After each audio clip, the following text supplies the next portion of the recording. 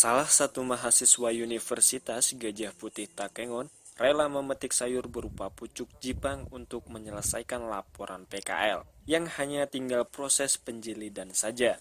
Mahasiswa ini terlihat bersungguh-sungguh dalam melakoni pekerjaannya, walaupun harus bekerja dari pagi hingga malam hari, bahkan harus menjualnya di pagi harinya lagi.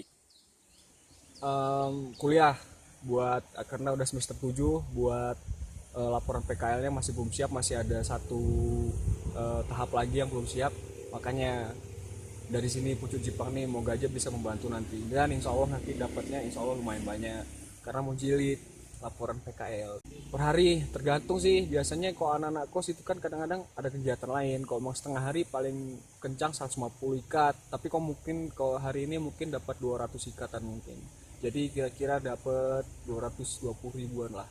Dapat di lead down Jepang sebenarnya ada kawan satu kos kemarin tuh datang ke kos gitu kan, daripada kalian nggak ada kerjaan, emang basicnya juga dasarnya banyak tugas di kampus, jadi ayolah cari daun Jepang, di sana ada tuh daun Jepang punya saudaraku katanya gitu.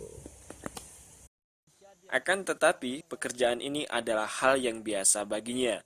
Karena demi menyelesaikan laporan PKL untuk menyelesaikan studinya di jenjang strata 1 Program Studi Ilmu Komunikasi Universitas Gajah Putih Takengon.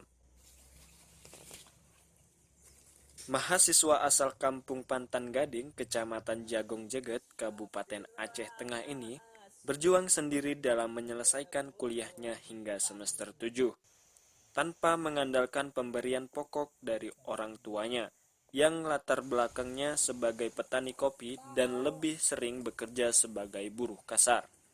Aku apalagi orang rantau kan, orang Jagong kan, jadi kan nggak mungkin lah aku minta-minta terus sama orang tua. Kok selagi masih bisa dipribadiin pakai cari sendiri, kenapa nggak cari sendiri kayak gitu.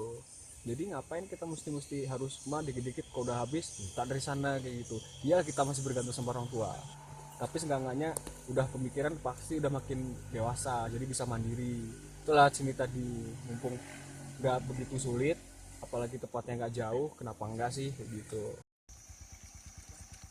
Demikian Juli melaporkan untuk Lintas Gayung.